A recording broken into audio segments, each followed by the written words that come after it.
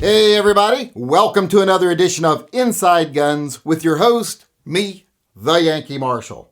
Today I want to talk about something I said in a video the other day that really irritated some people. They said I was wrong and that I was fear-mongering, so I want to cover it again today. In that video I said that in the current assault weapons ban that's being passed in the state of Washington, they're not just going after rifles, they're going after handguns as well. And some people felt the need to challenge me on that, saying that's not true. So I want to address that today. I want to read a section right here that is from the law, the new law they're about to pass. And you tell me whether you think it affects handguns or not, if you think it's a first step towards getting rid of a lot of semi-automatic handguns. Section, I believe this is 6, says, in the descriptions of what constitutes an assault weapon, remember, they don't say assault rifle in the actual ban. They say assault weapon. They say that so that they can include anything they want to include. Because if they said assault rifle, that would limit them. They couldn't do shotguns, handguns, so they say assault weapon.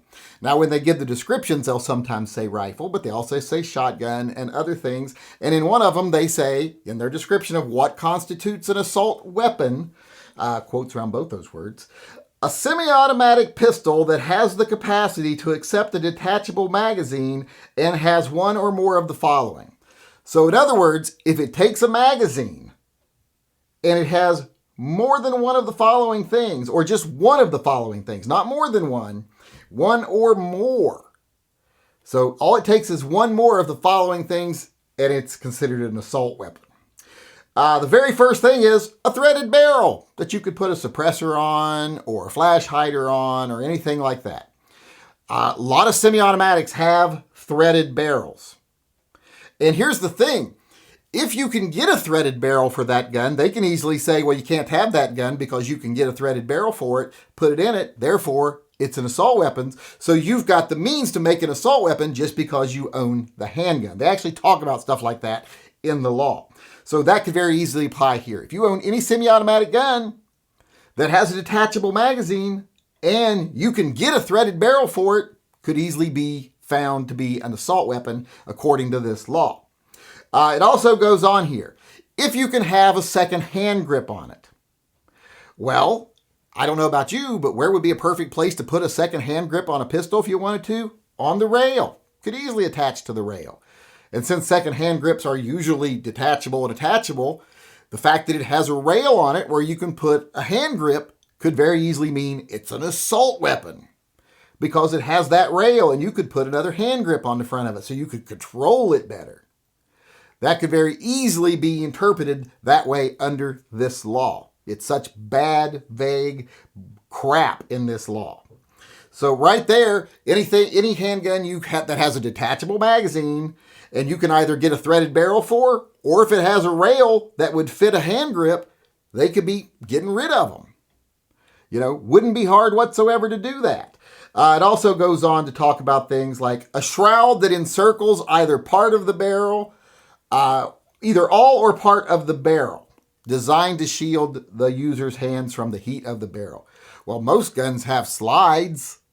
Both semi-automatics, how hard would it be to interpret a slide as that's a metal encasing that protects you from the heat of that barrel? When you're racking the slide or doing a press check, if the barrel's hot, that protects you. Wouldn't be very hard to interpret it that way, or at least try to if they were trying to put a bunch of bogus charges on somebody, or trying to keep things from being sold. And there's some other things in here. The capacity to accept a detachable magazine at some location outside the pistol grip.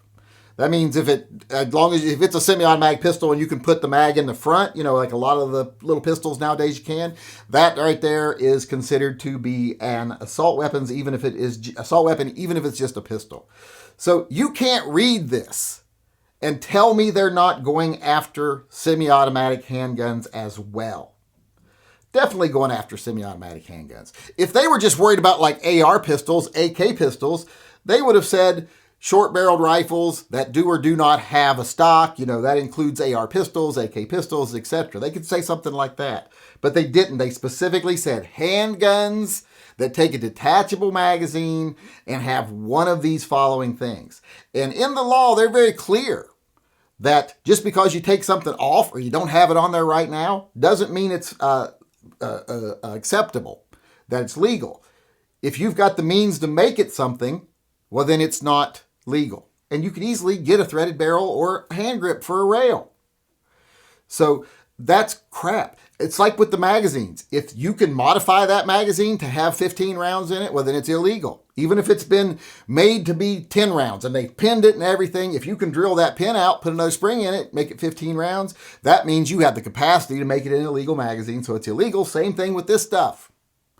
They will very easily kind of just slightly shift this language. They don't even have to shift it much to do anything, but just a slight shifting to this language right here could make basically all semi-automatic rifles, or semi-automatic handguns illegal. All they'd have to do is go back and say, hey, I want to make a small amendment to Section 7, and I want to say any semi-automatic pistol that has the capacity to accept a detachable magazine greater than blank rounds, or has one of the following features, That would be very easy for them to make that change. Nobody probably even noticed they were doing it.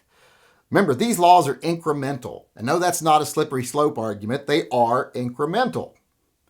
They are designed to slowly take away rights while you don't even notice.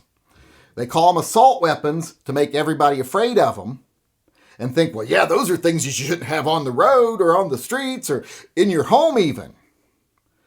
And then they just start including more and more in that category of assault weapons, like handguns.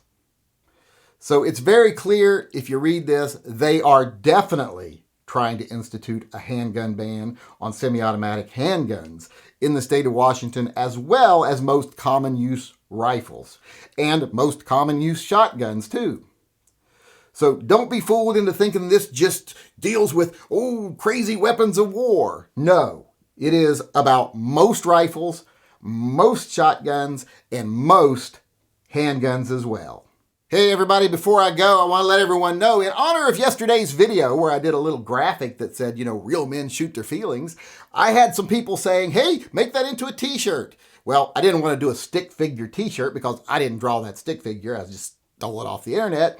But I did sit down last night and do a t-shirt in honor of all the toxic masculinity in the gun community and made the Real Men Shoot Their Feelings t-shirt and mug.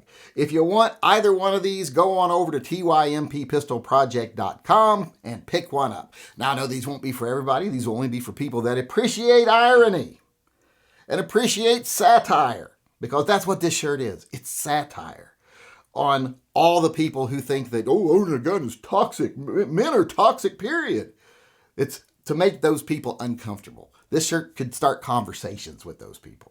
So if you want one of them, like I said, I know they're not going to be for everybody, but if you're one of those people that likes to stir the stuff a little bit, go on over there, pick up one. All the money goes to help the Pets and Vets programs. And if you buy a t-shirt, you get 2 entries into the friend drawing, the monthly friend drawing. And if you buy a mug, you get 1 entry into the monthly friend drawing. So keep that in mind when you go over there. And I hope you like them if you get one. So like I said, go get one if you want it. And with that, I am out of here. I hope you enjoyed the show today. I hope you come back again tomorrow. Until then, I want to remind everyone out there to always carry and stay safe until I see you again.